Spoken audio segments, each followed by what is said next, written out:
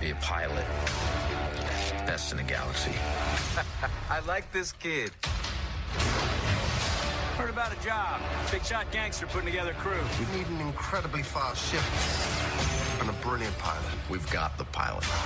Watch it! The real question is, who's going to be my co-pilot? Solo, a Star Wars story. Anticipate your opponent. No, you can't wipe them off. They're holograms.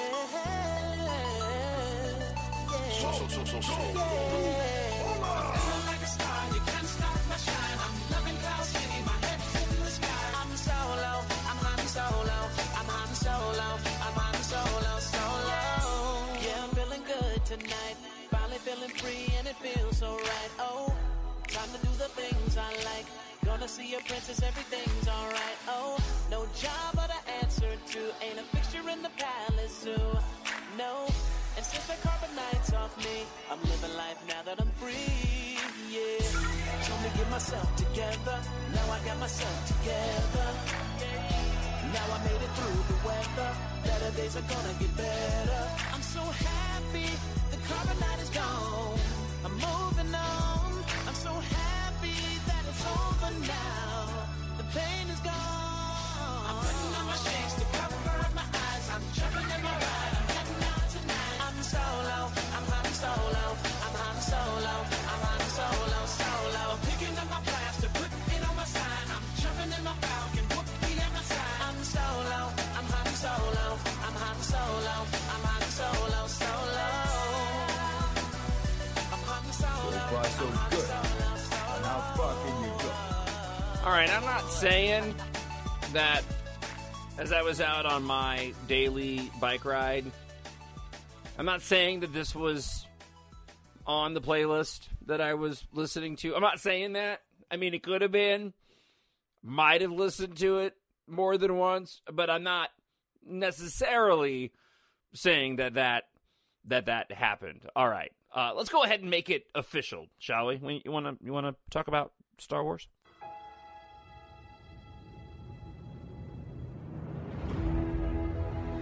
Nothing will stand in our way. I find your lack of faith disturbing. I will finish what you started.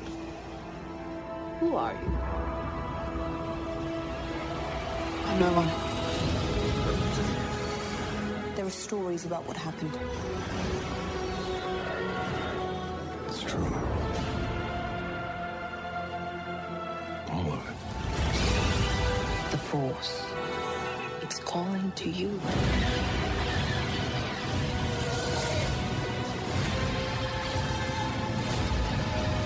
May the Force be with us. My nerd world. Just let it in. Boyega. Why does she get a blaster and I don't? Boyega. It's episode number 122 of the My Nerd World Star Wars podcast.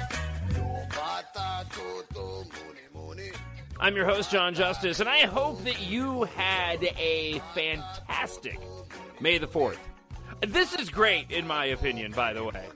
This May 4th thing, I hope that this grows moving forward. And we'll talk a little bit more about this. This is the big May the 4th Be With You podcast extravaganza. And when I say extravaganza, I just mean it's going to be longer than most of the shows as of late. No, but we do have audio. We have Ron Howard. I didn't interview him, but other people did. So I took those interviews and I put it all together into one big interview. So I could have cheated and acted like I used to do that. By the way, when I was working in rock radio, you could I did it more as a joke. You take other interviews and then you would cut out the interviewers' questions. And so you just had the interviewees' answers, and then you would ask them other questions to make it really silly and funny, or to make it look like you actually went and interviewed that person. I didn't do that this week. Ron Howard was making the rounds for May the 4th, and I grabbed interviews from the Star Wars show this week, also Good Morning America, and Stephen Colbert. So we'll be sharing that on this May the 4th Be With You podcast extravaganza. We do have more audio to play for you a little bit later on. Big listener feedback, a portion of the show this week. We'll talk Solo. We will talk The Last Jedi. I have a few things that I want to add upon a more recent viewing. So, and let's get right into it. There has been an awakening. Have you felt it? Yeah, and that awakening is May the 4th. This was so much fun. I kind of was on the, and I know it sounds weird, but I've kind of always been on the fence about it because it wasn't like official. Like I want it to be official. But over the course of the past few years, I've taken to changing the sort of Facebook banner my Facebook banner, my cover, my banner on my Twitter pages at Jon Justice, Jon, and at the My Nerd World. It's kind of how I would go, and I do it for the holidays. I do it for movie releases. You can pretty much go to any of my Twitter feeds or my Facebook page and find out what I'm in the mood, what current mood I'm in based off that. On the weekends, I usually put up Ryan Blaney, the NASCAR driver's race car, because NASCAR weekends. I've had Ready Player One up on my Twitter page for a while. But over the course of the past few years, when it comes to May the 4th, the holiday to celebrate Star Wars, essentially, been very loose. I've changed it to May the 4th be with you, Facebook covers and banner pages. This year, it took on a whole other level. And I think I really think it's great. And I hope that Disney continues to embrace this moving forward, and they continue to use it as a means to promote movies. Now, if they're going to continue in releasing films in May, even though we don't have any lined up right now, then I think it would be a really, really good thing to continue to go and do this. And I think that based off of what they did this year, we'll continue to see May the 4th grow into a more official holiday. This was the first time that May the 4th rolled around where it did feel like almost an official holiday for the fandom. Disney and Lucasfilm did a really good job of pumping out a bunch of solo clips. You heard a new one there that I played at the start of the show. These interviews with Ron Howard.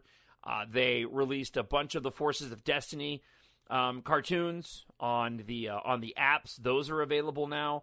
I was hoping we'd get some more movie announcements, but it makes sense that they didn't because the hype is building for Solo, and to do any sort of announcement on Rian Johnson's trilogy or what the Game of Thrones guys are doing or what the Jon Favreau TV show is going to be really would have taken some of the attention away from where it needs to be, and that's Solo and this movie that I just continue to get more and more excited for with every single promotional item that I see.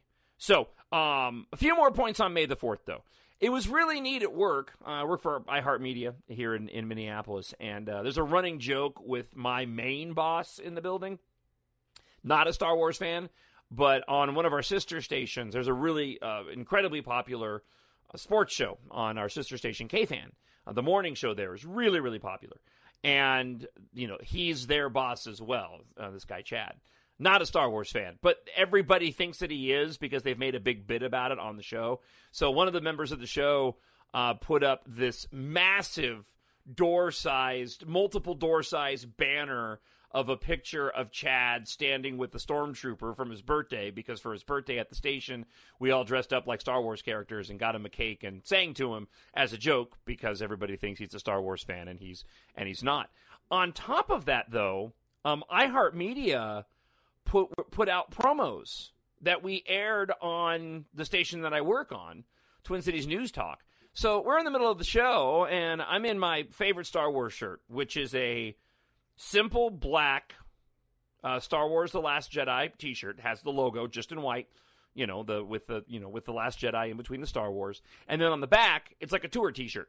It lists off all the movies and their release dates. I love that shirt. So I wore that, and I had this really cool.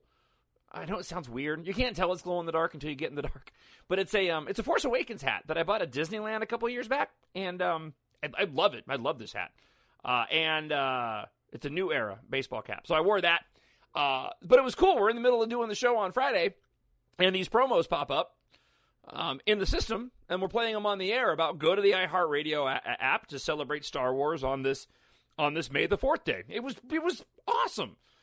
Then I had to go to the dentist on the way home, and everybody in the dentist office is wearing Star Wars shirts. It just, I really hope that Disney and Lucasfilm continue to make this a special day, and maybe make it the day where they make announcements. If we don't, like next year, if we don't have, because we won't have a movie until the end of next year, right? So we don't have anything in May. So for May the 4th next year, make that a day to make some more announcements, right? Drop a trailer.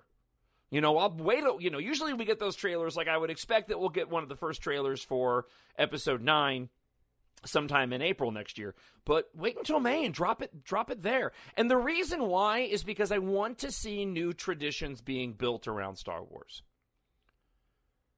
The fandom is changing, and the fandom is going to grow with all this content that they're creating, and there is going to be a seismic shift for many of us we're already in the middle of experiencing it, but there's going to be this seismic shift for many of us who are used to having to wait a long time for these films to come out, or for any Star Wars content to come out.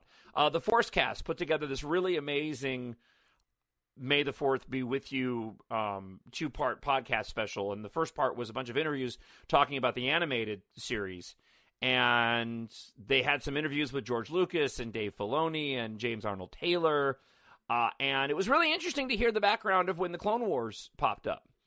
I'm a big fan of the Genndy Tartakovsky Clone Wars shorts. If you've never watched those before, go onto eBay right now, buy the DVDs, and watch them. They're so much fun. 2D animation.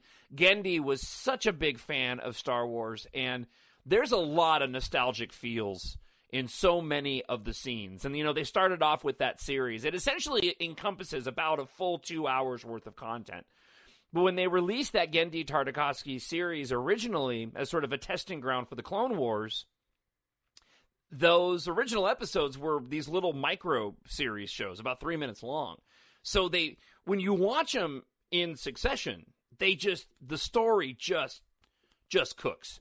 I mean, you really get flying through these stories. When you get to the season 2 of the Clone Wars series, and again, this is the Genndy Tartakovsky version, they expand a little bit. They're about 10 minutes long, but it's still the storytelling. It's not canon. You can kind of wrap your head around it if you've never seen them before, about them being canon, but obviously some of the trials are different, but it's really, really cool. But you hear the stories back then about how Lucas, that was kind of the testing ground, and then they went to go make the Clone Wars animated show that we all know and love now, and it was interesting to hear the commentary around what we did and didn't have during that time period when it came to Star Wars content. So back to my original point, I think it would be fantastic if they really continued to drive this new tradition of May the 4th is the Star Wars holiday. Because, again, the old traditions are changing, even with the toys. And for again, those of us who do a lot of collecting, if you saw my room, you'd know what I was talking about. It's not, they can't keep up the pace any more than I can keep up the pace continuing to buy toys, right? Even though I apparently haven't slowed down when it comes to Solo, and I really, really need to. But we can't, to keep up the pace with the film a year, to try to make the Force Fridays when the toys are released special, toys are changing. And we're not going to have, in the coming years, in my opinion, we're not going to have nearly the selection that we're used to having of the toys like we did. It's just not going to be the case. The buying habits of the consumers are changing a lot. So I hope that Disney and Lucasfilm will adjust and continue to try to make the release of the toys and the merchandise special, but bring about a new tradition. Put those toys out on May on May the 4th, or put out exclusive toys on that day, but continue to grow that. It was really special, and it was so cool to see so many just random people in society who were embracing it and taking part in it. I wasn't expecting it that day. I really, really wasn't. And it was so It was just so cool to see. And I'm recording this on Saturday. I wanted to get the show out early this week. It was so cool to see so many people go and embrace this, and I did myself. I caved because Melinda wasn't into watching Star Wars, so I ended up watching. I watched Empire Strikes Back, and then we watched Thor Ragnarok because she and my youngest are going to see Infinity War again this afternoon. And then last night I sat down and watched The Last Jedi again. So, and then in between there, I've been doing some work and listening to the commentary of Return of the Jedi. So share with me, by the way. I'd like to know how you celebrated May the 4th and what the experience was like for you, and any ideas that you might have of ways that Disney and Lucasfilm can continue to sort of push this day. It doesn't need to become a national holiday, right? And everybody takes the day off. That'd be cool and all. But I really do hope that it continues to grow in the years to come, because I can't say it enough, man. That was really, really cool to really cool to see. Something inside me has always been there, but now it's awake, and I need help. Keeping with the theme, by the way, they put tickets on sale for Solo on May the 4th, and I guess I failed to mention that. That was awesome. I mean, that was really cool to see. I got mine. I hope you got yours. I got my 6 o'clock fan event tickets for Thursday the 24th, and then I got tickets for 10:15 the following day, which has kind of become the tradition where we go the Thursday night preview night and then immediately again the next day, and then I'll just start filling in the gaps a little bit later on. And I have some really, really cool news, and we'll expand upon it. I got an article out of a Deadline I wanted to share on this week's show. Solo, A Star Wars Story. Advanced ticket sales are already breaking records, besting Black Panther. Now, let me say up front, I don't necessarily think that this has the chance. Well, I mean, anything's possible, but I don't think that this news is one where you need to go, oh, Solo, A Star Wars Story will do better than Black Panther. Because I don't think that's the case. Black Panther was a phenomenon, and you just can't predict what movies are going to become phenomenons and which ones aren't. When you look at the money that like Infinity War, okay, I'll give that to you. You've got every single Marvel Cinematic Universe in 10 years and 18 film build-up to this movie that's really, really good. Yeah, I can see why this is making all the money. Black Panther, while it was incredibly socially significant, there's no doubt about that at all, and that played a huge impact into how well this movie did. But let's be honest, it did well because it's also a really, really great movie. And it's one that you can watch over and over again. And you just can't predict when that's gonna happen. It's just like Avatar. I mean, you could say that Avatar was going to be successful, but nobody could ever predict that, one, it would still be the highest grossing film of all time, and two, that it would carry no social weight whatsoever. It's just that Avatar is not, I mean, for a movie that made all the money, it doesn't have, nobody is walking around, again, like big 10-foot tall blue cat people at conventions. It didn't resonate among pop culture the way that these other movies have. What I think this means for Solo, though, is really, really good news for this franchise. And not that Star Wars needs good news, but we've covered it. And we'll talk a little bit more about it with some of the comments in listener feedback this week, but we all know the backlash that The Last Jedi has. This is just the world we live in right now, and I'm not going to tread back over the ground that I did last week, but it is. I mean, there's going to be people that are going to end up complaining about Solo, A Star Wars Story. I'm sure they are. But this is really good news, especially for a movie that nobody thought they wanted. And so many people on different podcasts keep repeating the same thing that I have said, and that is, I never thought that I needed a Solo movie, but now I need this movie. I've used this quote before, but it's one of my favorites. Steve Jobs. Somebody said this quote about Steve Jobs and Apple. Steve Jobs was amazing because he created products that people didn't realize they could live without. They couldn't live without. Let me get that right. Steve Jobs made products that people didn't realize that they couldn't live without. My iPad. When I got it, I was like, oh, I'll get an iPad. It seems pretty cool. I can't live without my iPad. iPhones, right? Disney is making films that we as Star Wars fans didn't know that we couldn't live without, which gets me excited for films that I don't really care about, right? And let me get into let me go here and then I'll get into the story. But since I'm here, this is relevant. The Full of Sith podcast that I really, really enjoyed, they did an interview with Jon Kasdan, the son of Larry Kasdan, who wrote Solo: A Star Wars Story with him. And it's a really, really good interview. It's a really, really good interview. And they get into part of this conversation about how do you make a movie that, and write a script that you want to get people to go see when it's a movie that not everybody is going and asking for. And I was going to pull some of the audio, but you know what? It didn't feel right. So go listen to the Full of Sith interview with Jon Kasdan. It's about 15 minutes long. It's really, he really lays out like a lot of specificity, not in terms of plot, but just in terms of feel and tone for this movie that I did not expect that he was going to. And the interviewer in the show even asked him, kind of what we're talking about, and that is, how do you convince people who may still be on the fence for seeing Solo, who are hardcore Star Wars fans?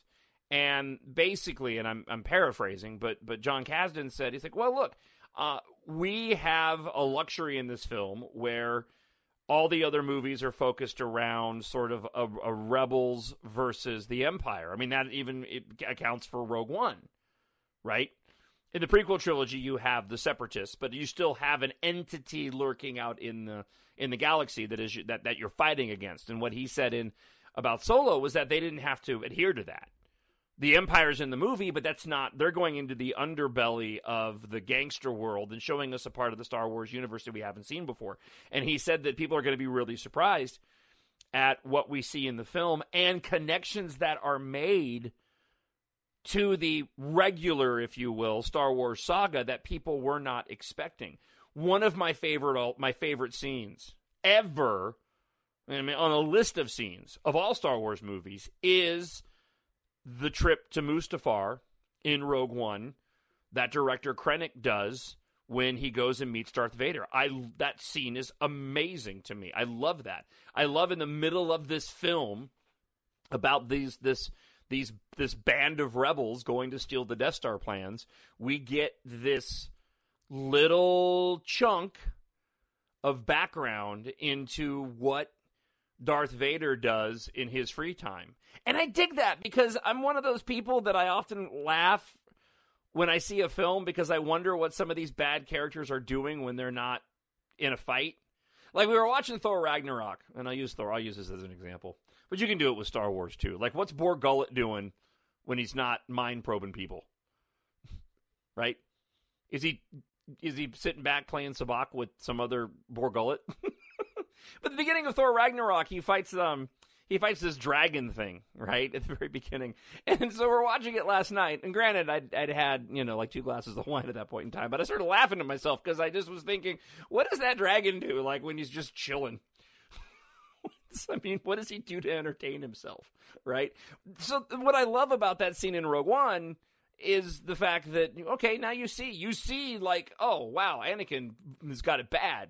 He has to chill out in a Bacta tank in the middle of Mustafar in a castle with people watching over him, and that's how he spends his free time. That's gotta suck, especially when, you were in love and you killed her. So, all right, sorry, I deviated. So go listen to that Jon Kasdan interview with Full of Sith. It is fantastic. All right, let's get back to this story from Deadline. After owning the first half of May with Avengers Infinity War, Disney will own the second half with Solo, a Star Wars story. Reported yesterday, Lucasfilm is poised to make, at this point in time, $170 million over the 4-day Memorial Holiday weekend, and now Fandango reports that Solo's advanced ticket sales in their first 24 hours have outstripped Black Panther's. A lot of people didn't think that Solo, a Star Wars story, was going to be able to beat the opening for Rogue One. That was kind of the litmus test because we're looking at other spin-off films. Rogue One's opening weekend was $150 million. So the fact that Solo, at the moment, with a couple of weeks to go, is tracking at $170 million is great news. Solo's first 24 hours of sales so far represent one of 2018's best first-day pre-sales for Fandango, second only to Avengers: Infinity War, which went on sale on on Fandango on March 16th. After the Solo trailer dropped during the Super Bowl, there was some sour buzz on the web from fans. Some speculated that their reaction was in response to the change-up in directors for Phil Lord and Christopher Miller to Ron Howard. Later, there was buzz that some didn't believe Alden Ehrenreich as Han Solo. Still, tracking and advanced ticket sales and recent surveys are proving that general audiences on a whole can't wait to see this Star Wars spinoff. And those gripes look to be held by a minority of fans. Yeah, because it is. Rian Johnson took bold moves with The Last Jedi. That didn't suit everybody, but that didn't stop the sequel from grossing $1.3 billion worldwide. It's inherent for these Uber franchises to have naysayers and lovers, and a studio such as Disney is keen to have the latter outweigh the former at the multiplex. A Fandango survey says 85% report that Solo is one of their favorite Star Wars characters. 76% can't wait to see Ehrenreich as Solo, and 73% are particularly excited to see Donald Glover as young Lando Calrissian. And I'll point to a comment that I've made previously, and that is that first Last Jedi teaser, it didn't really do anything for me. I mean, I liked it, but you go back and watch it. You go back and watch any of the Last Jedi trailers now, and it's pretty interesting in retrospect to how close those trailers actually did align with the feel of the movie. But that first teaser trailer that started with the breathe, just breathe, and Rey, panting on the rock. That didn't do a ton for me. The first teaser trailer for The Force Awakens did, but we hadn't had a movie in a long, long time. And so there was a big, huge expectation for that film. So any footage whatsoever was going to, be well received. I think what Disney's modus operandi now is they release these teasers, and they're just that. They're teasers. And just to kind of give you, hey, the movie's coming. Don't read a lot into it. We as fans do anyways.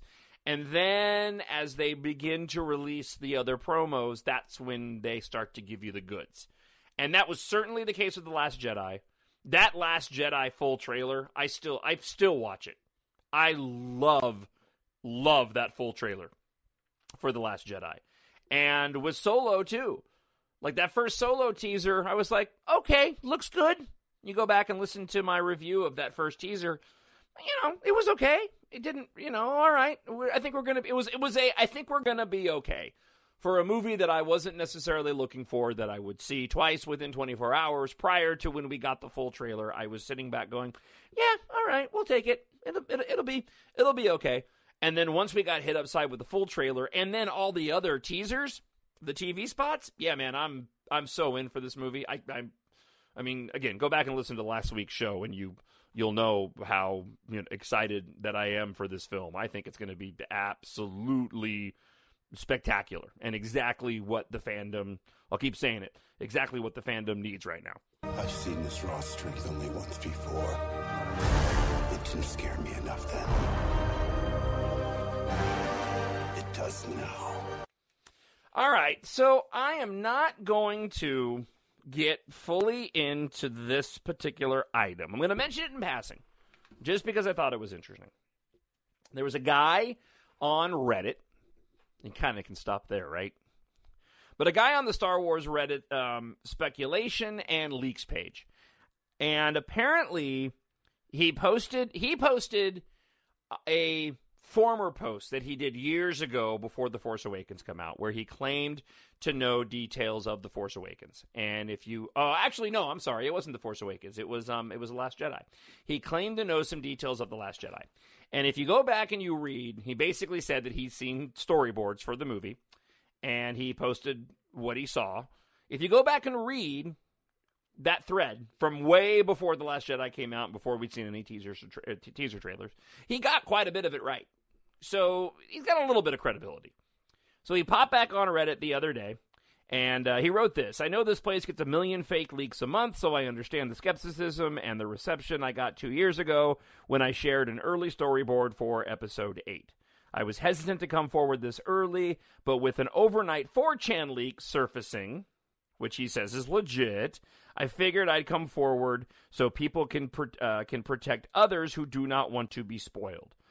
Before you go on, if you don't remember me from 2 years ago and you're all ready to call BS, read what I have to say somewhat recklessly. I ask that you visit my thread from 2 years ago where he talked about seeing an early storyboard for Episode 8.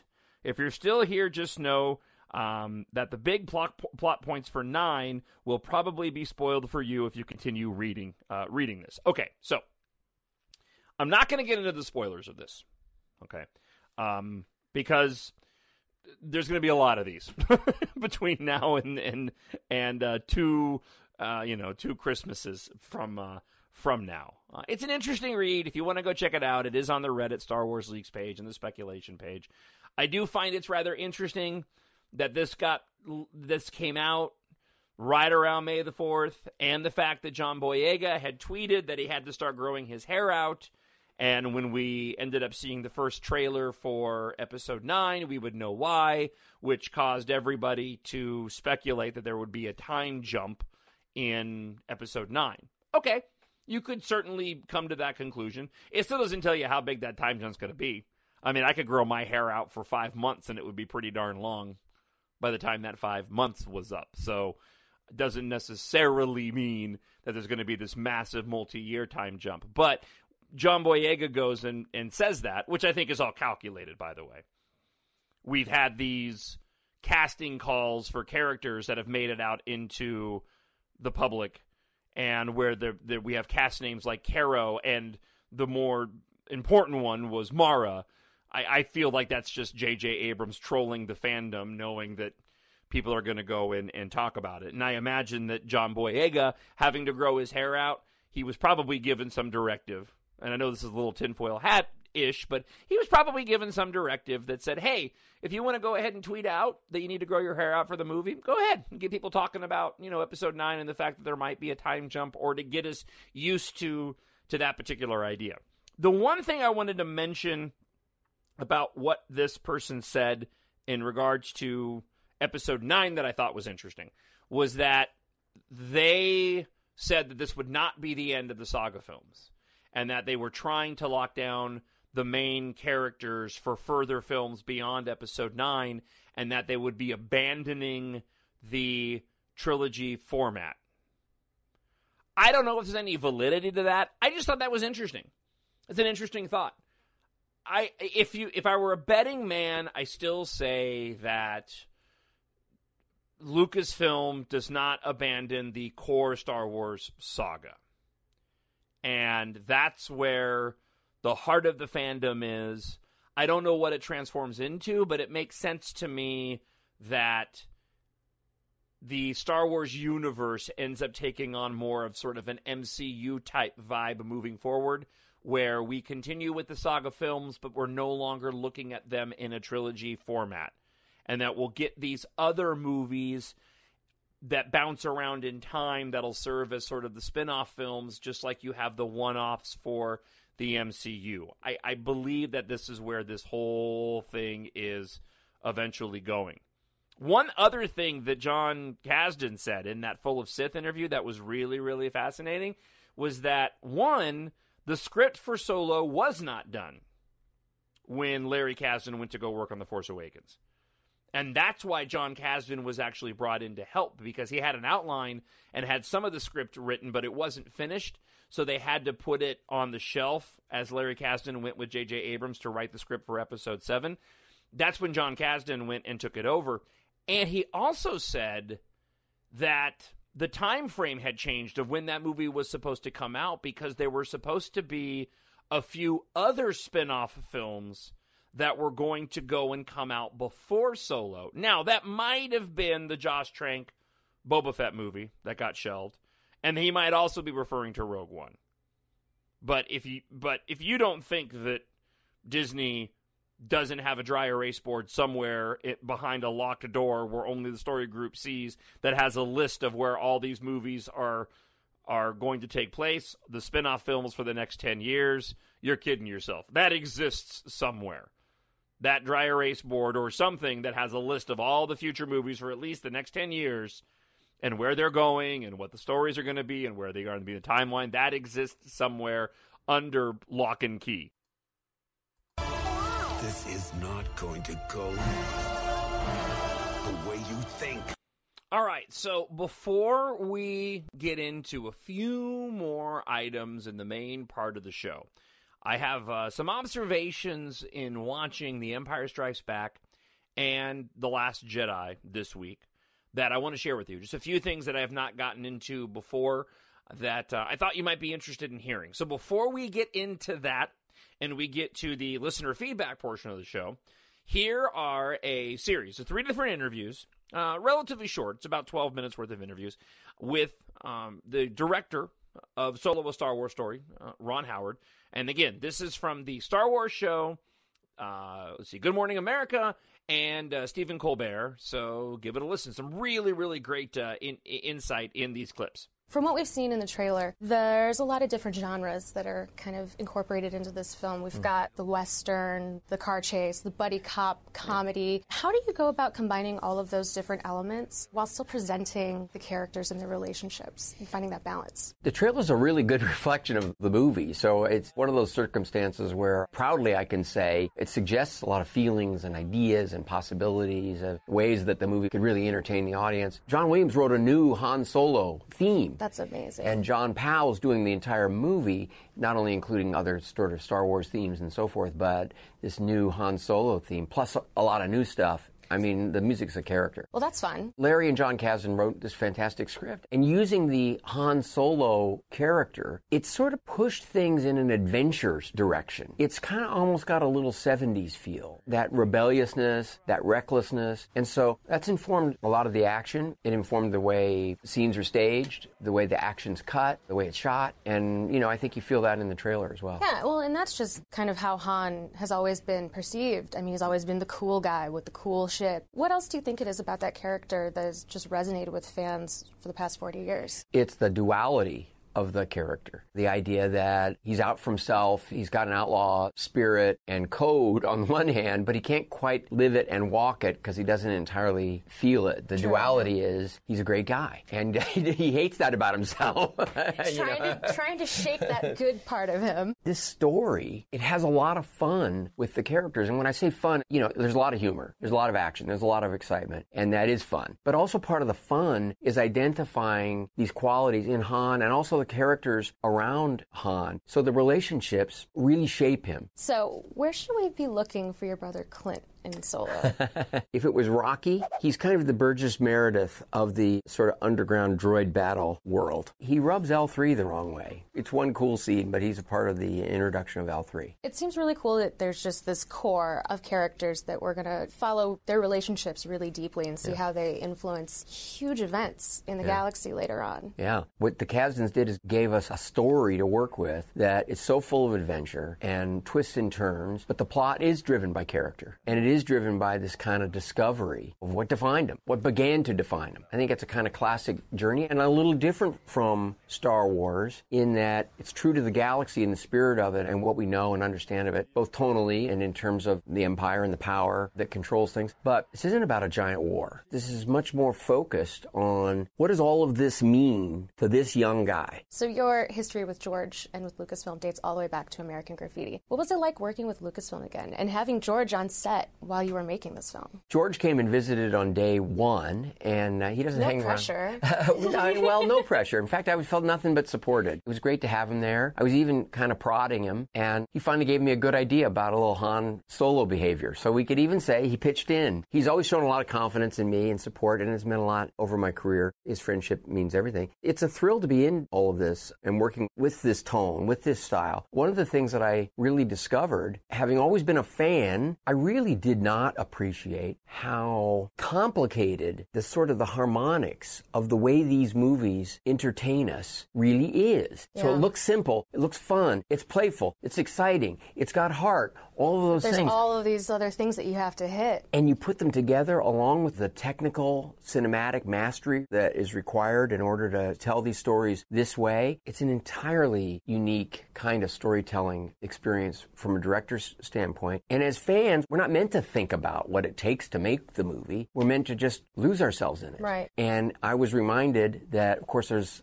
a lot that goes into this, but the ultimate outcome goal is take people on an adventure. My nerd world. Oh man, Star Wars, Solo, so much secrecy surrounding this. So tell us all about it. Of course. Well, you know, look, the thing that I was immediately attracted to was that it really deals with young Han Solo. Mm-hmm. It's a wide open time in the galaxy, lawless time, and it's really his quest for his own sense of freedom. But what's interesting about it is that with all the action and all of it, it's really the set pieces and the relationships that are really going to define him and begin to shape him into the Han Solo persona that we know later. So those relationships are important. And the one thing that I could tell you that I don't think is given away too much, but you know, Han Solo and Chewbacca are going to meet each other, and I would just say that they don't necessarily like each other at first. It's not entirely cool at first. So I think that's something to look forward to. I like that twist that you have right there. But you know, and also, but this is something, were you a fan growing up? Yes. Because the first film came out when you were on Happy Days. Yeah, well, but I had also acted for George Lucas, who, of course, is the creator of Star Wars, in American Graffiti. And so I heard about this. Okay. That Graffiti was the movie that George did before Star Wars, and I asked him, you know, what was he thinking about doing next? And, you know, he's kind of a man of few words. Yeah. Kind of a, I don't know, Flash Gordon, Buck Rogers kind of thing, but with really cool special effects. I had no idea it was going to be Star Wars. I mean, in fact, the first day that my wife Cheryl and I went to see it on a matinee, probably Saturday, 10 o'clock show, because that's all we could get into. And we literally stood in line 2 hours. And we were so blown away by the movie that we left and walked out of the theater and we saw 2 more long lines and just said, "Do you want to see it again?" And we got in another 2-hour line and watched it again that same day. But I tell you what, I'm amazed that you had trouble getting into a movie theater, man. Goodness gracious. But I tell you what, there will be lined around the building, guaranteed day after day for this one. It is Solo, a Star Wars story. Ron Howard, the man behind it. It hits theaters on May 25th. I'm a longtime fan of Ron Howard and a longtime fan of Star Wars. You took over directing this one, Solo, a Star Wars story, halfway through. How much did they tell you before you agreed? Like, was it so secretive they just said, "Just trust us, it's a Star Wars story, get in there"? Well, I had to sign an NDA before I could even really have the conversation. Was Michael Cohen involved in all of this conversation? No, we were able to handle it internally. Look, it was a great screenplay. It was an unusual circumstance, and it's not, you know, no movie, no set of creative people want to be a part of something like that. It was absolutely creative differences in this particular case. Sure. And once I knew that they were going to make a change, you know, I read the script, and Larry Kasdan and his son John wrote it. And of course, Larry has been involved in this is his 4th of the Star Wars movies, starting with Empire Strikes Back. And I loved it. I loved the story. It surprised me. It was, of course, I had questions about, well, what's a story about young Han Solo and sort of adventures that might define him? What's it going to be? The Kessel Run, probably. Well, right? I'm guessing. I'm going to make you spill something. Is the Kessel Run at all involved? And what I felt about the screenplay was that they just answered all the questions in ways that it was surprising and it was very satisfying. But of course, then I learned that in fact that before even Disney bought Lucasfilm, that George Lucas and Kathy Kennedy and Larry Kasdan were actually talking about this, and Larry was saying, of all the stories that I could be a part of telling about the world. The young Han Solo story is the one that I think would offer a lot of surprises and be very interesting. And so it's a terrific story. So you jump into the middle of production here, and usually a director comes in, like you're part of the developing process and the design process. Yeah. You're there, and the world is already built, right? Well, what's day one largely like? built. Well, it was chaotic, and I was anxious and pumped up, and it was a big action scene, and it's a beautiful set.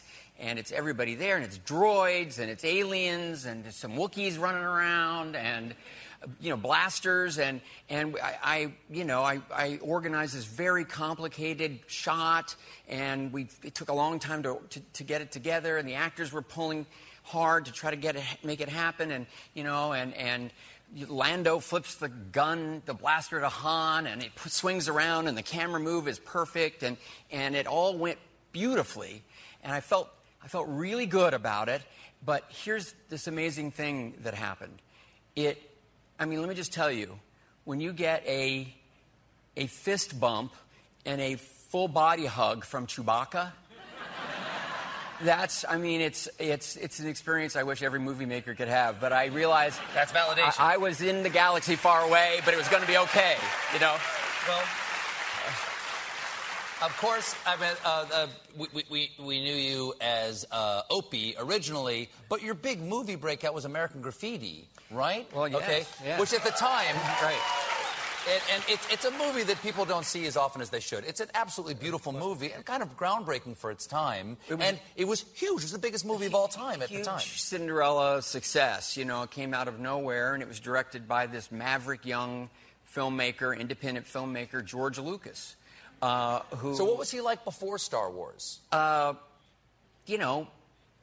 Skinny and quiet, very withdrawn, but unbelievable focus and an unusual way of looking at stories and movies. That was the thing that blew me away the most. I already knew I wanted to be a director. I'd already been accepted to USC Film School, and George Lucas was just approaching the process in ways unlike anything I'd ever witnessed before. Different cinematic approach, style of directing actors, and it was all incredibly effective. So I was very impressed.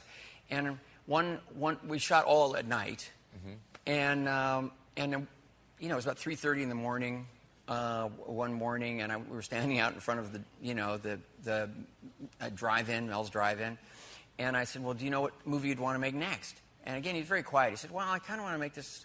It's kind of a Buck Rogers movie, kind of Flash Gordon, cliffhanger, but with Stanley Kubrick, 2001 special effects, only, everything goes really fast and makes a lot of noise." And that was it. And now, if it had been, like one of those movies with thought bubbles, I would have said, that's moronically stupid.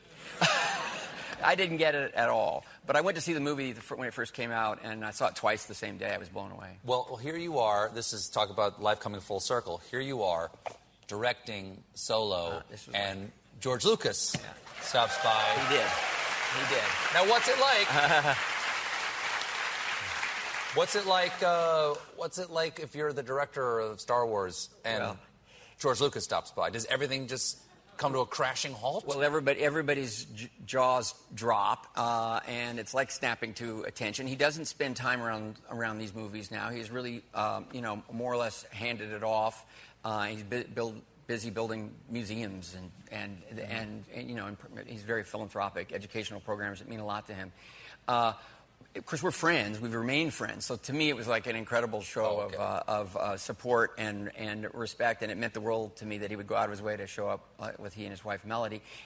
But we were doing a scene, and he was trying to stay out of the way, but he did lean over and he said, you know what Han would really do there? I said, what?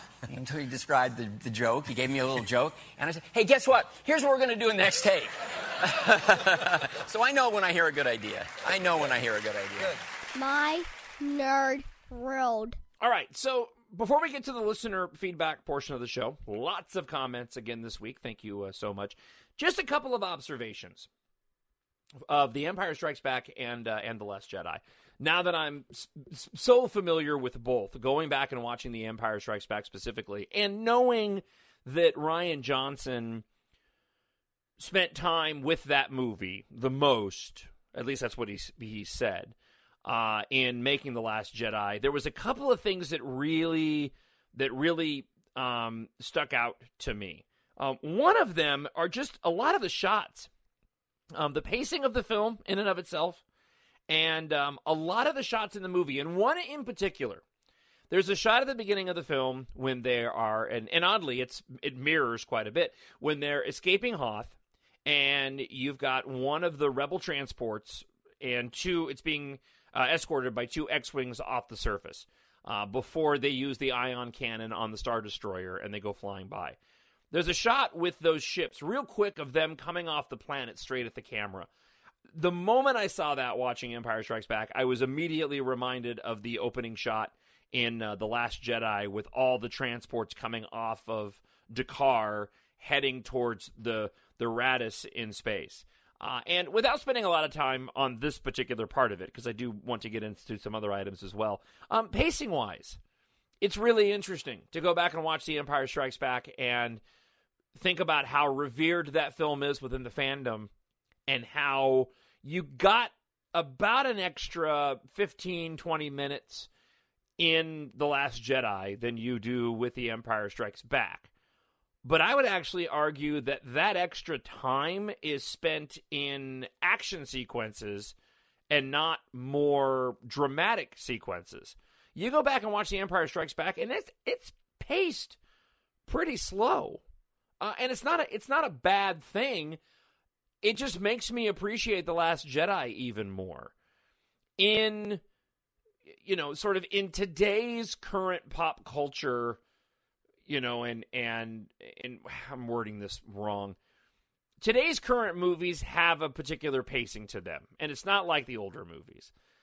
Star Wars ventured out and gave us these action films and had a lot of great action in them. And, but still they're not paced like so many of your blockbuster films are these days, sort of a paint by numbers.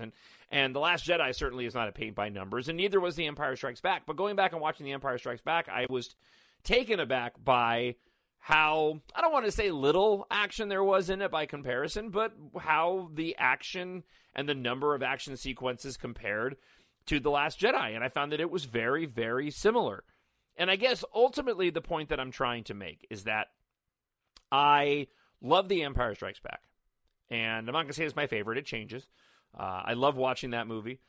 The nostalgic feeling that movie gives me is, you can't compare it to anything. That one in particular. I get nostalgia watching A New Hope, but The Empire Strikes Back when it came out, given that I was a little bit older, it hits me in all the right feels. The music in that movie hits me in all the right places. Okay, you strip away the nostalgia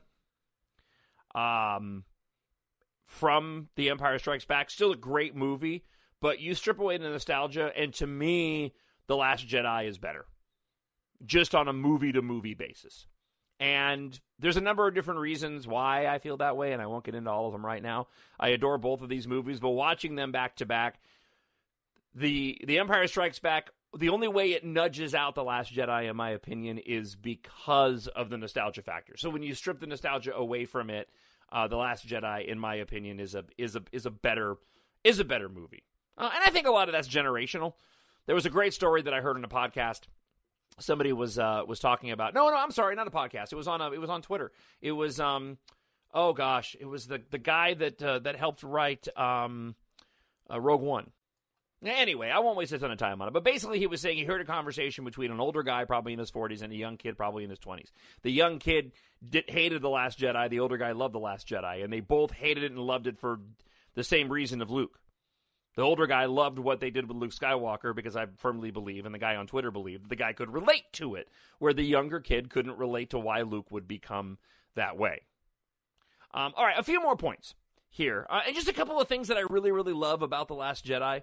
In the beginning, watch Poe's X-Wing when he's taking on the Dreadnought, and he opens and closes his X-foils a bunch during the battle for very specific reasons.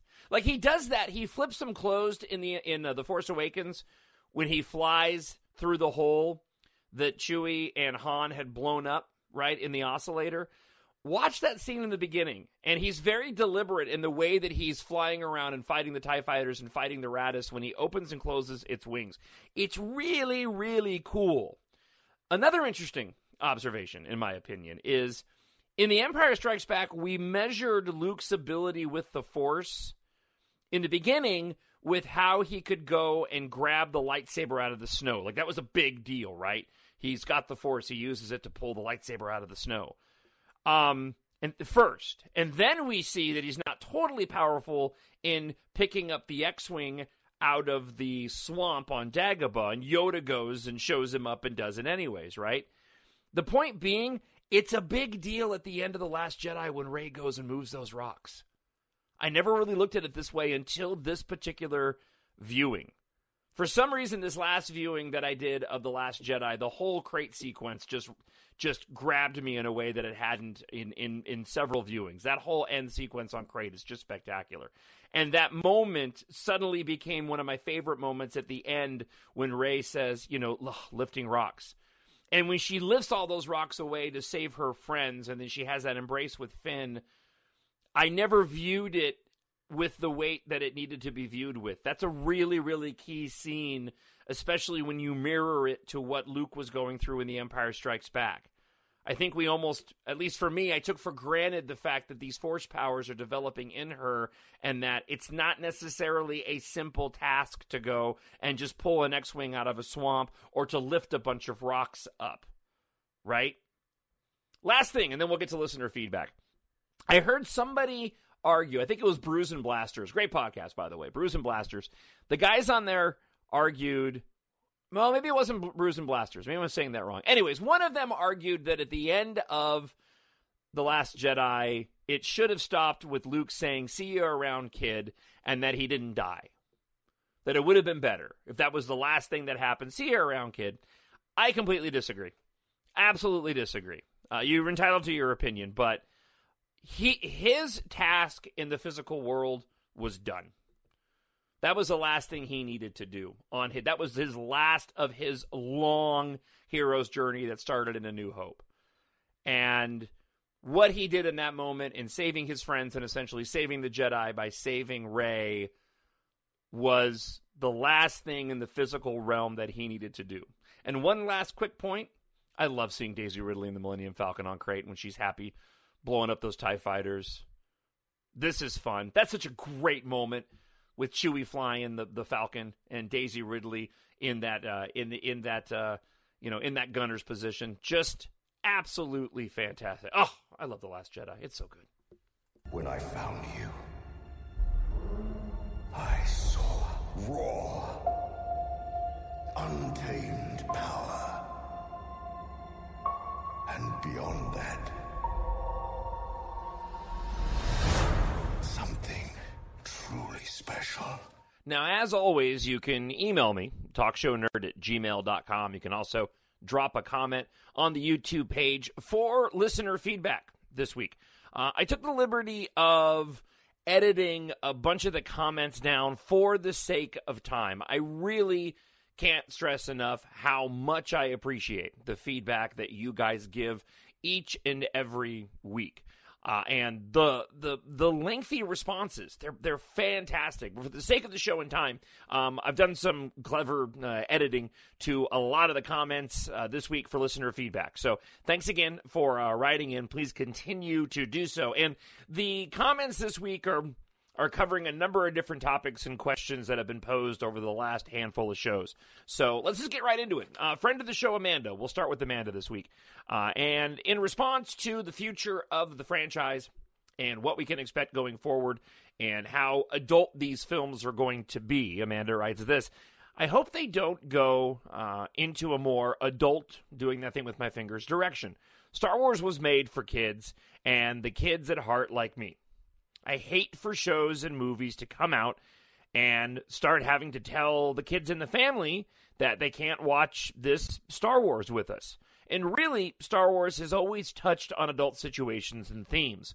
As you grow older, you understand those themes and references. Let's keep it that way, please. Thinking more about the possibility of what type of tone that we'll get in future Star Wars movies, especially with so many different probabilities out there between potential for saga films, Rian Johnson's trilogy, what the Game of Thrones guys are going to do. We already have a really good set standard in all the films that have been released. You want to talk about adult themes? You can look at The Last Jedi. You can see adult themes in all of the films. Go back and watch The Empire Strikes Back. You want to talk about edgy and dark? Go to Revenge of the Sith. If we're talking about like violence, when you look at what happens with Anakin Skywalker at the end of that movie, and that's PG-13, and I think that we can ride a PG-13 line and still keep a consistency in all the films so that children could end up watching them if they wanted to.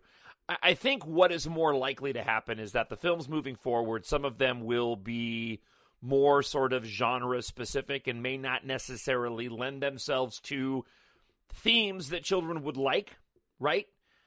So in that case, I think it's not a matter of a movie being inappropriate for a child. It's just a matter of this is geared more towards the young adults or adults, even though a child could go and watch it. And you could argue that point with The Last Jedi. I mean, really. You can argue that point, honestly, with The Empire Strikes Back. Having watched, as I mentioned earlier in the show, both of those movies within the past, say, like 48 hours, there's a lot of downtime in those movies. And for my 11-year-old, while he enjoys The Last Jedi, I don't think that he's getting as much out of the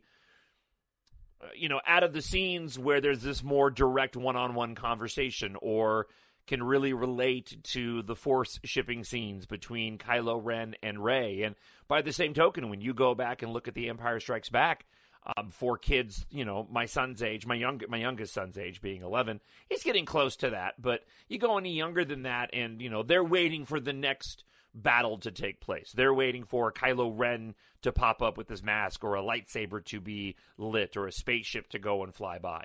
So again, back to Amanda's point, I think that we already have a really good set standard, and these films will always be able to be seen by children, even if thematically they're not geared towards them.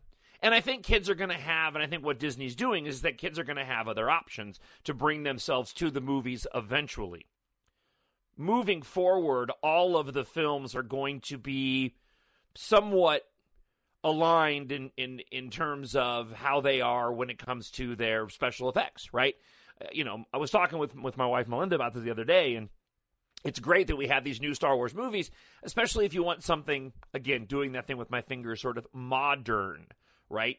The prequels were a bit of an experiment, but they're still really enjoyable to watch, and the effects are good, even though there's portions of it, which I've talked about at length, that are a bit wonky. But you go back and watch that original trilogy, and you've got matte paintings, and you've got physical ships, and a lot of that really still holds up. But when you look at The Last Jedi, or the Solo movie coming out, or The Force Awakens, or Rogue One, moving forward, I mean, all of the movies moving forward are going to be universally really good, solid special effects films. All right, let's go ahead and get to the next comment, because I kind of lost my way on that one there.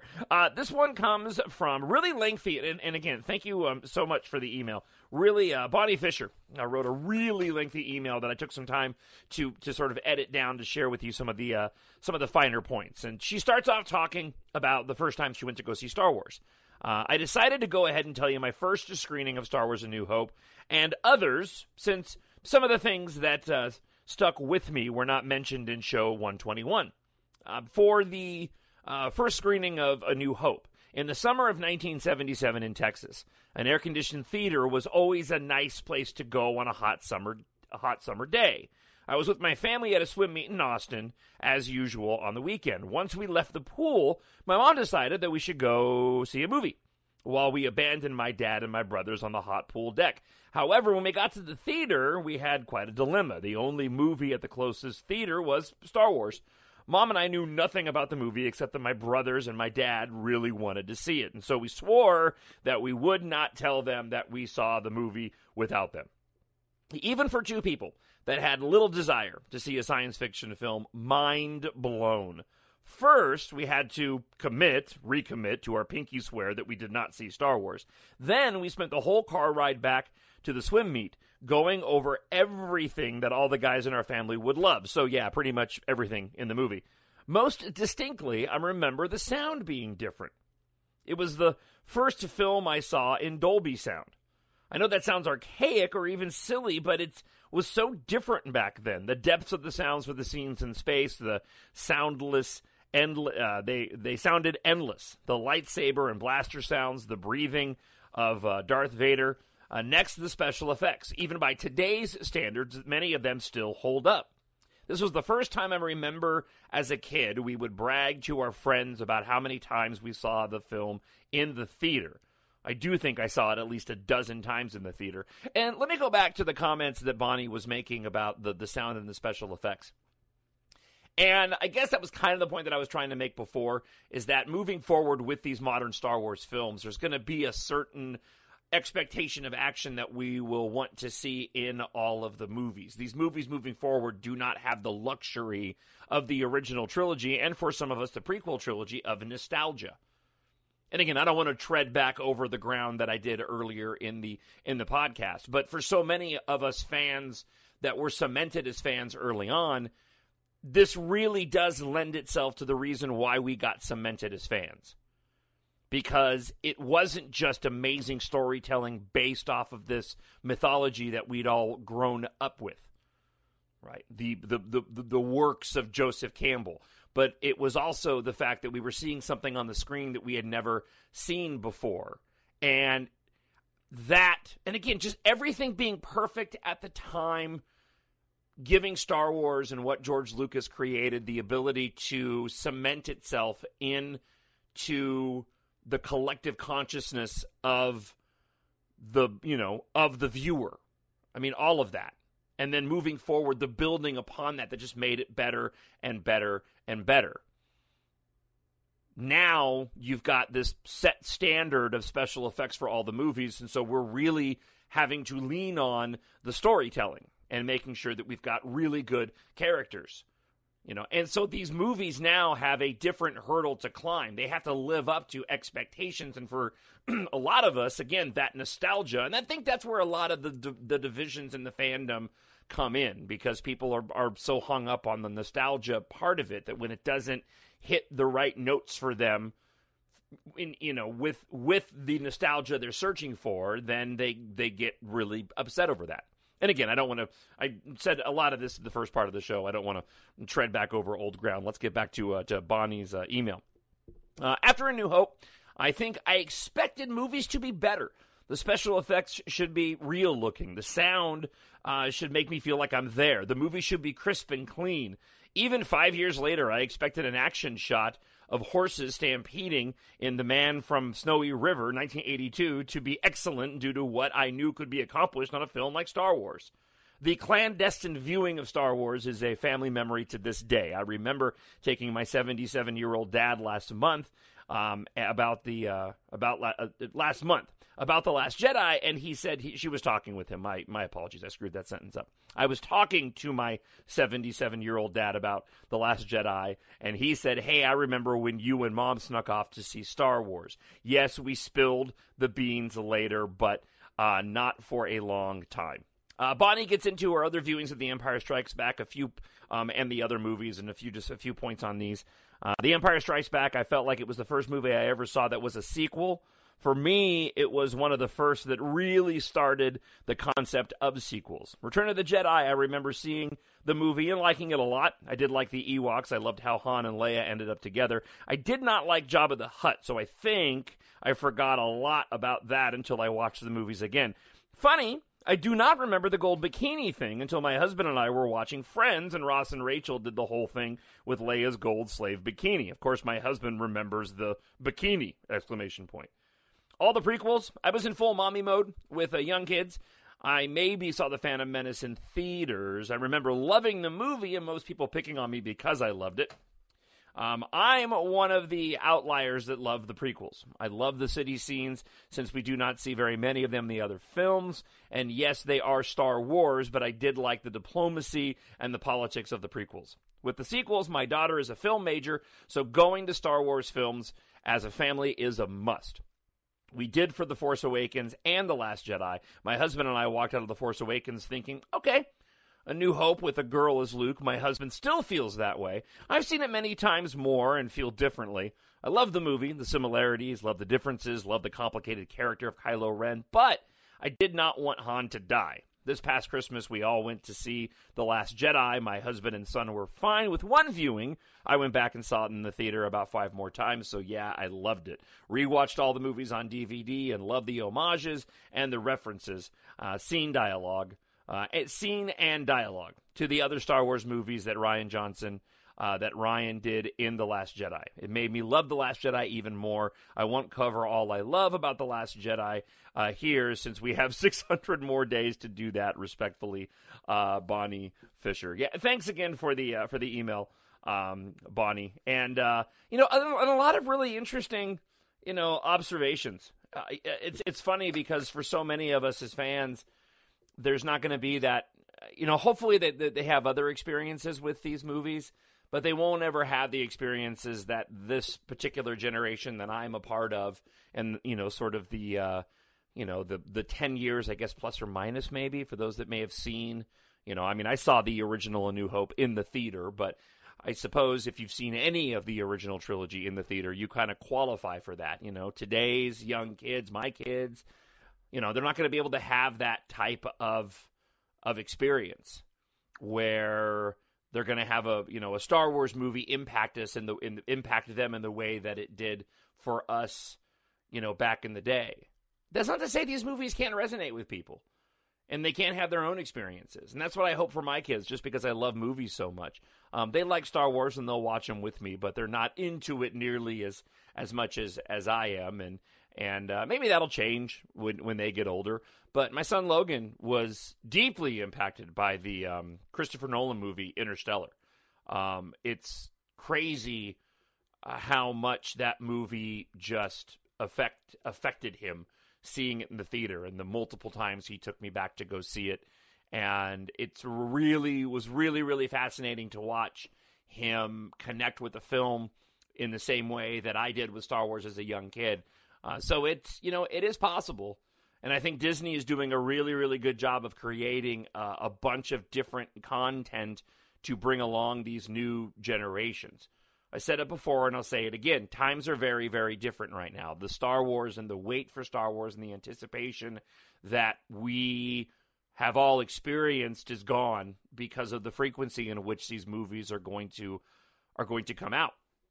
And to Disney's credit, as I've mentioned, I think it was genius having Han Solo come out so quickly after The Last Jedi. Whether that was intentional or not, as we talked about at the beginning of the show, people want to go see this movie. People are really excited for this movie. I think Solo, A Star Wars Story, is going to be fantastic. And I think it's going to be exactly what the fandom wants right now. And I think it's a good thing that we have basically a year and a half before the wrap-up of 9, and that J.J. Abrams is doing it. I'm really excited for the time from when Solo's done and then waiting for Episode 9, because I really think that it's going to deliver, and because we're going to have a large gap again, it's going to provide the opportunity to really build up some fantastic tension within the fandom and speculation. And I really hope, and I think it's already begun, the casting calls and the casting somebody named Mara, which obviously is never going to happen in the movie.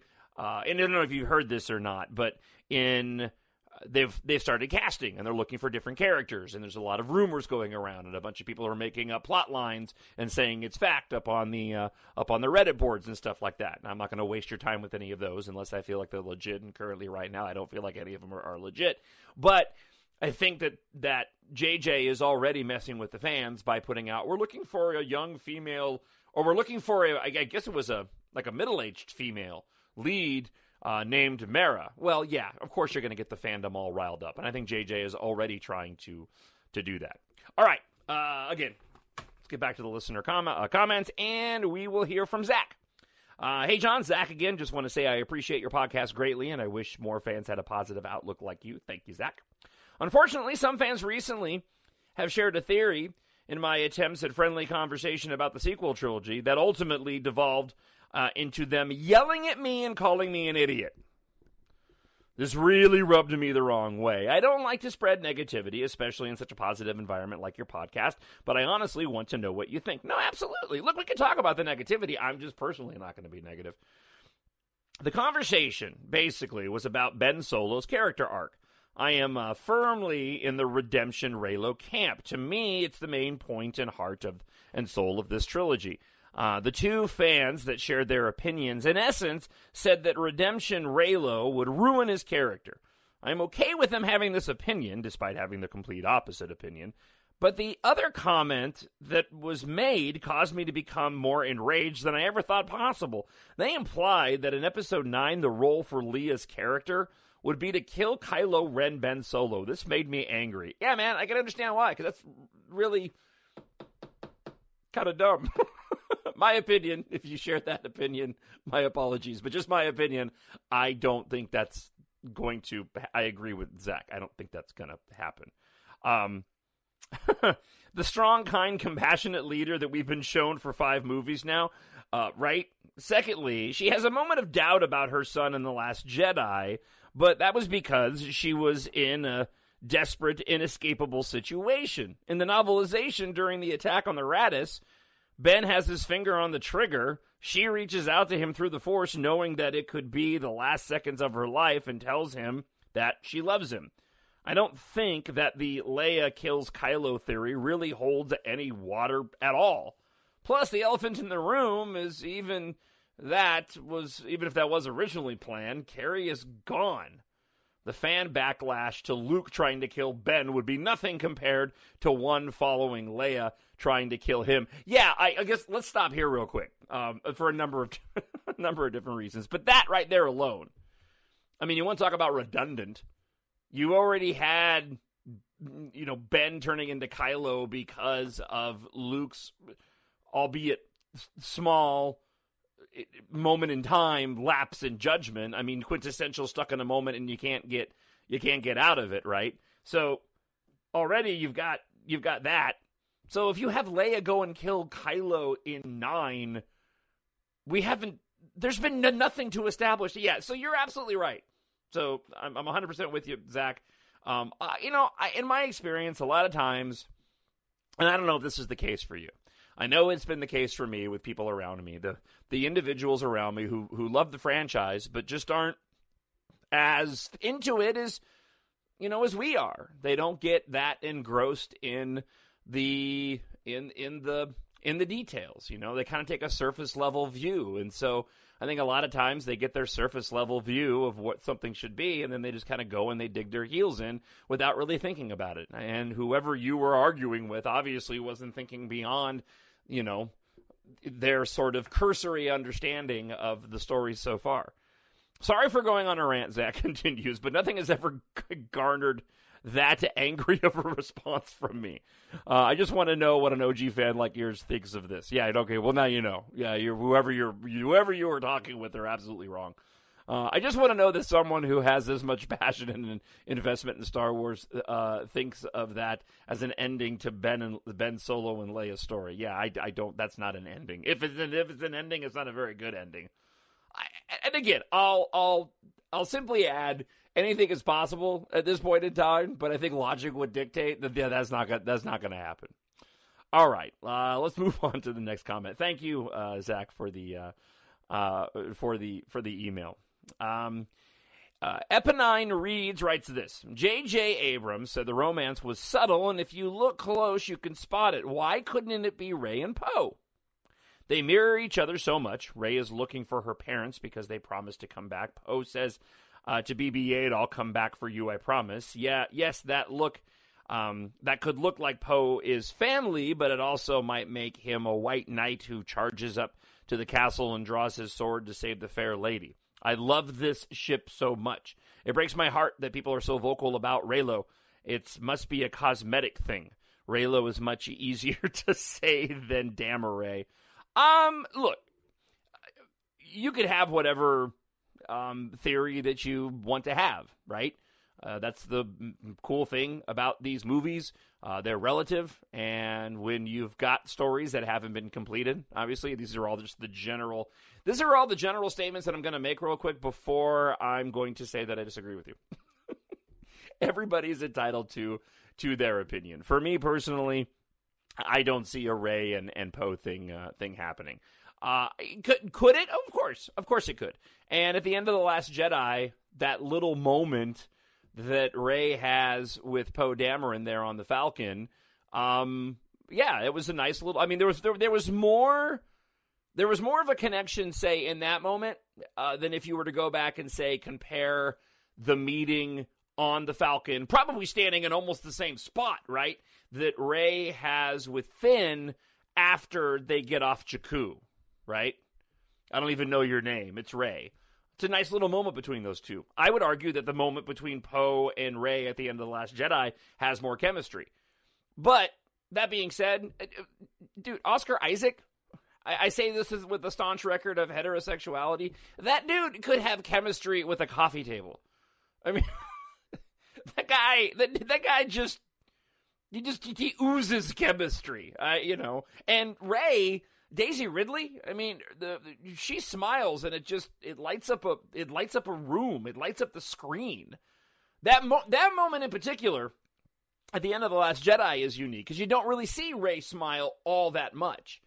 There's that one little moment that she does on occasion in the films. Not to say she actually smiles quite a bit towards the end of The Last Jedi, especially in the scene in the cockpit of or in the gunner's position in the Millennium Falcon, which I talked about earlier in the show.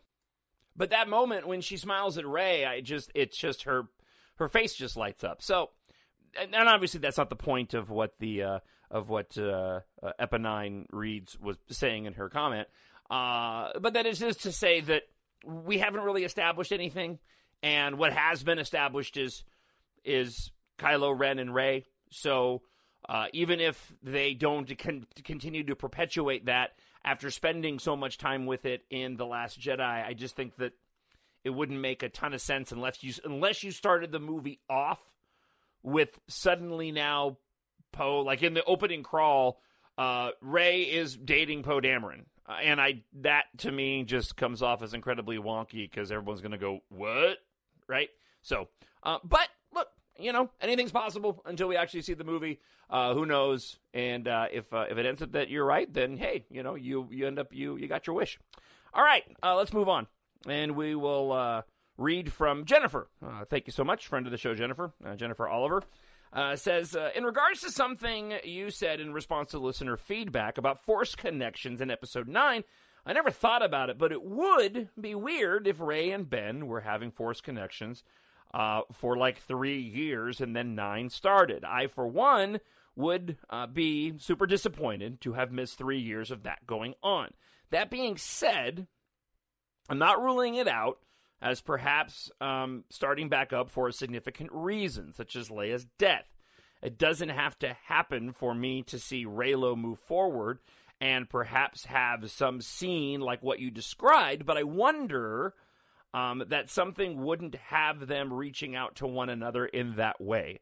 I mean, when you're young and you have a connection with someone, you almost look for reasons to bump into them, text, etc., especially if you've had an argument or some type of conflict. And to those spoilers that I mentioned that were earlier this week that I read online, and again, I'm not going to read the details from them because it's just, I just don't want to go down that road. The individual obviously has some cred, as I mentioned, because of the fact that they did know some of the details of The Last Jedi long before anything was put out into the ether. This idea, though, I do like this idea, and here's a scenario that I think is possible. I do like this idea that perhaps when, as he becomes Renperor, that let's say, for the sake of argument, we do flash forward, right? And we find out that the First Order hasn't necessarily continued to siege other regions. They just kind of continue to exist, and there's some other conflict that needs to be resolved. There's an interesting dynamic to say that Rey and Kylo could be communicating this whole time and not telling anybody. It would be a really interesting echo to Anakin and Padme in Revenge of the Sith. I do like that idea. You know, in order for that to happen, though, in my opinion, you're going to have some type of circumstance where the First Order isn't, necessarily an immediate threat, where they're not going to different worlds and wiping people out, just because I can't really wrap my head around Rey being all, on the down low in a relationship with Kylo while he's out there murdering people. Right? It's a different dynamic than you had with Anakin and Padme because they were still on the same side. In order for this to happen between Rey and Kylo, then you'd have to present a dynamic where we as a viewer could buy into, okay, these two are keeping their relationship a secret in the middle of this war being waged. That could be potentially really, really interesting in my opinion.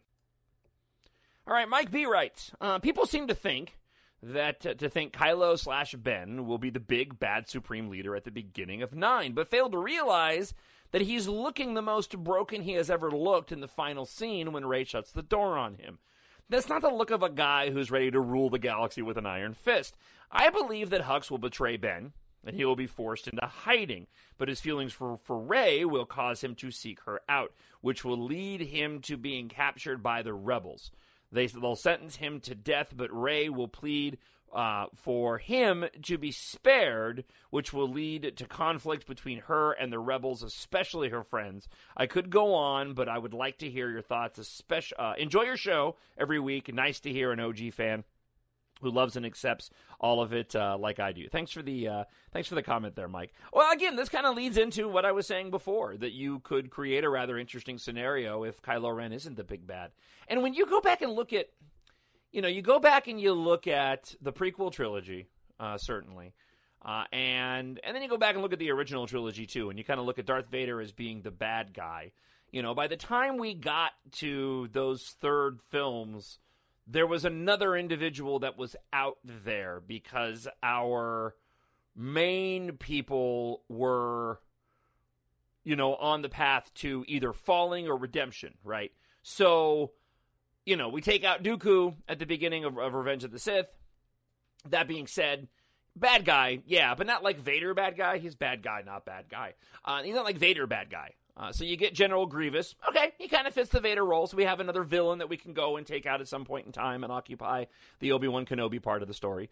By the time you get to Return of the Jedi, you've got Palpatine now, who's now taken center stage as we begin to see the redemption of Darth Vader. So, point being that if we're following this trend, then we need to have another entity out there. So is that entity Hux? Well, he hasn't quite been established to be that. I mean, and again, I'm pushing back against Mike's comment. I'm just kind of extrapolating here.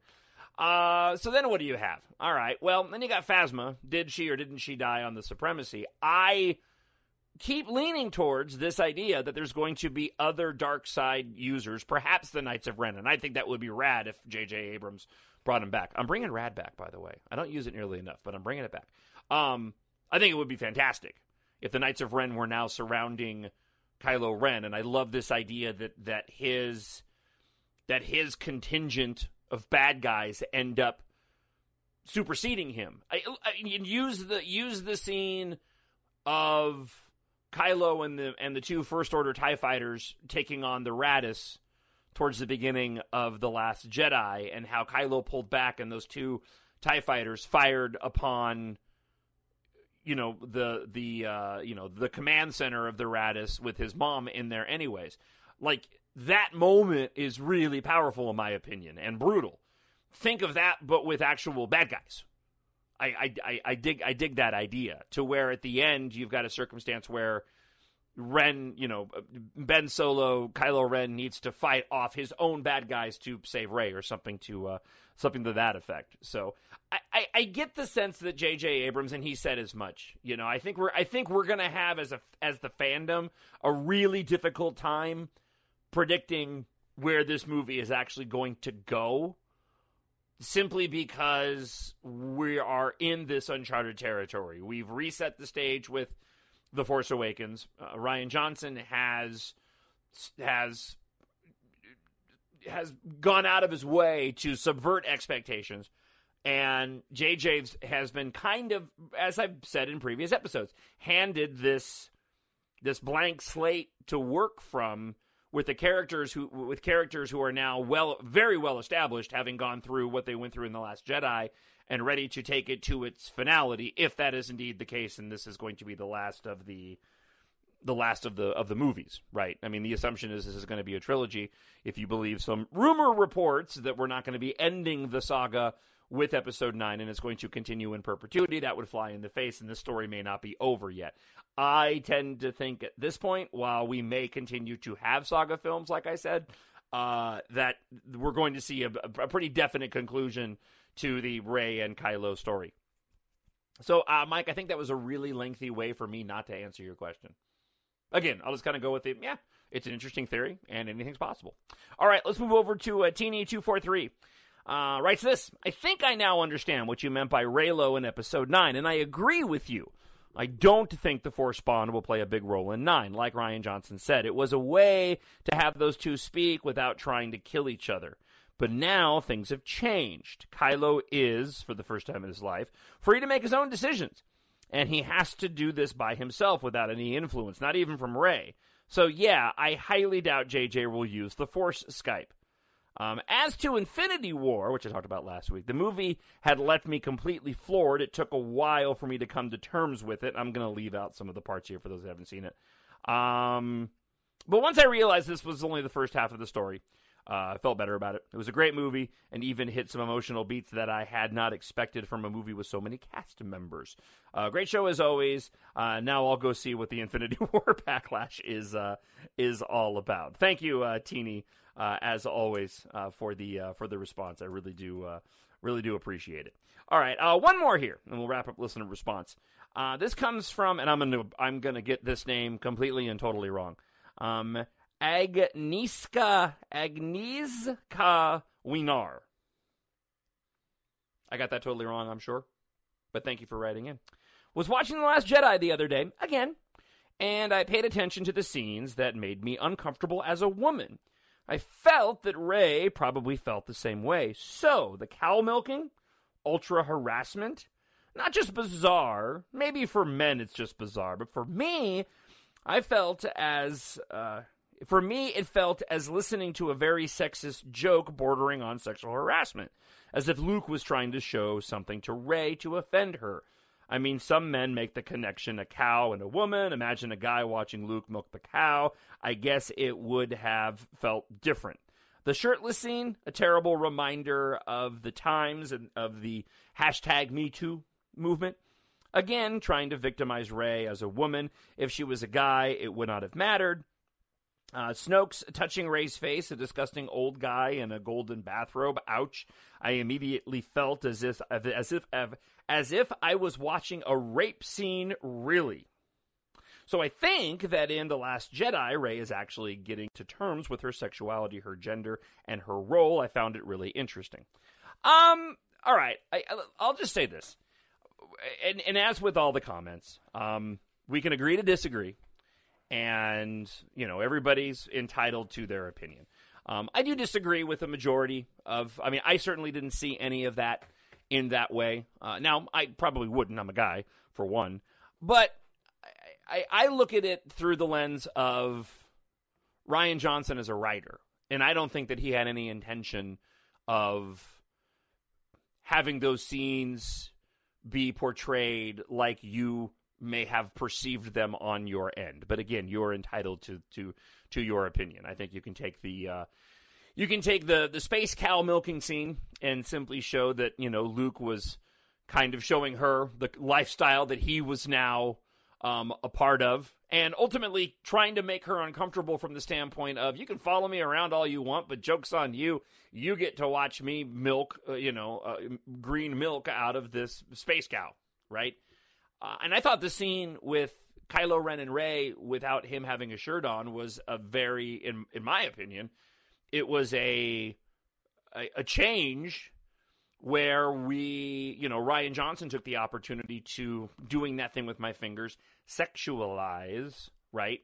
Adam Driver or Kylo Ren, Ben Solo, as opposed to having it go the other direction.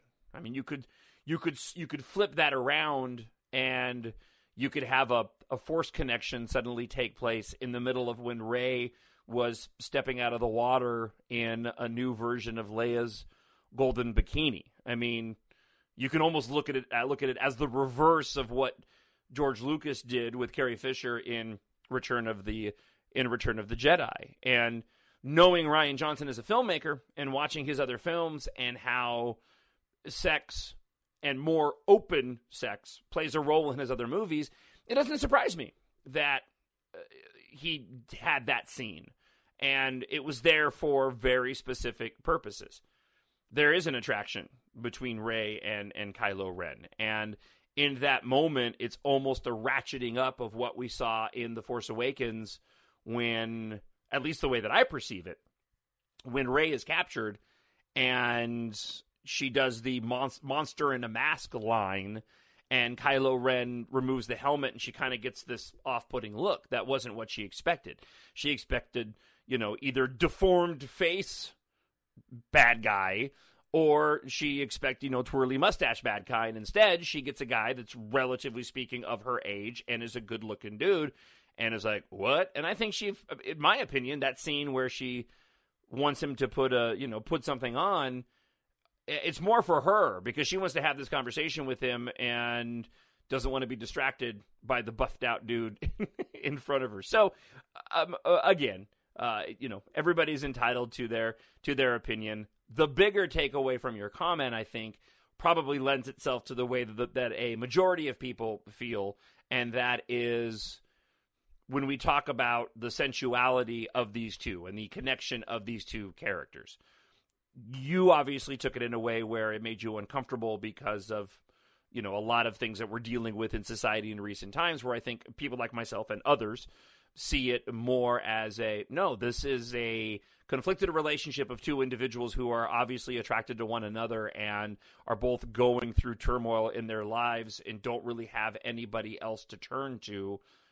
And so they're connecting in a way that neither of them could have gone and expected. All right, thank you once again for checking out the show. I hope you enjoyed this longer, extended May the 4th be with you edition. I didn't think I would get on board with it, but man, I am. I love the fact that we now have this day, and I really do hope that Disney and Lucasfilm continue to ramp up May the 4th and make it into something special, because it was just amazing to see so many different people getting involved in it. And so close to Solo, a Star Wars story. I just thought it was, absolutely fantastic. All right, so before we wrap things up, I'm going to leave you with something a little special. All right? As always, you can email me, talkshownerd@gmail.com, TheMyNerdWorld, @TheMyNerdWorld, and find the show YouTube, Spreaker, Stitcher, iTunes, Podbean. I'm going to run out of time here in just a moment. So we will check you out again next week as we count down to Solo. Happy May the 4th and Revenge of the 5th when this is being recorded, and I look forward to hearing from you in the course of the coming week as we get into the next show. Until then, hey, enjoy this.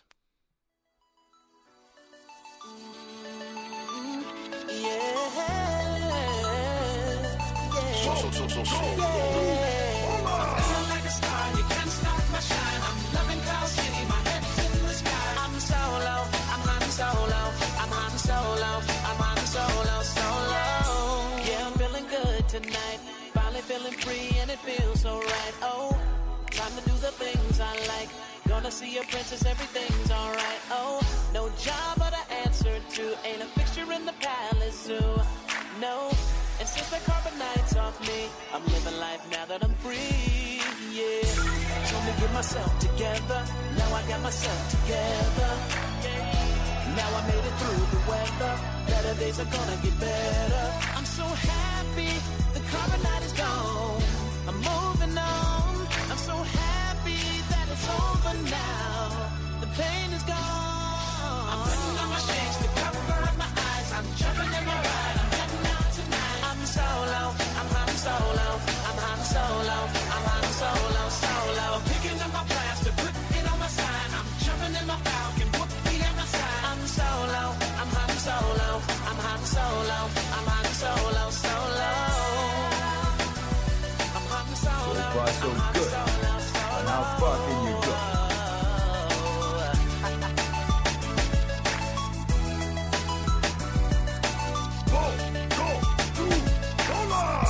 Now I'm feeling how I should.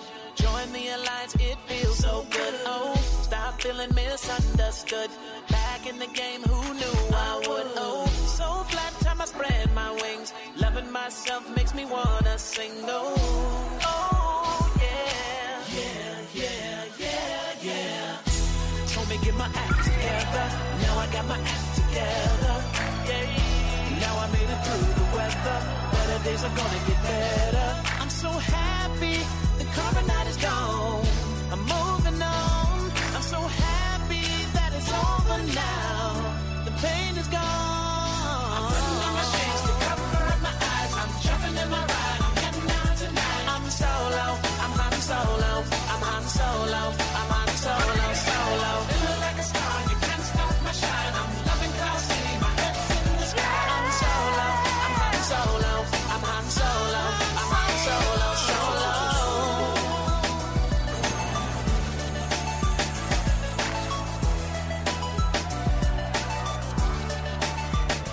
You got a lot of nerve coming in my house looking that good.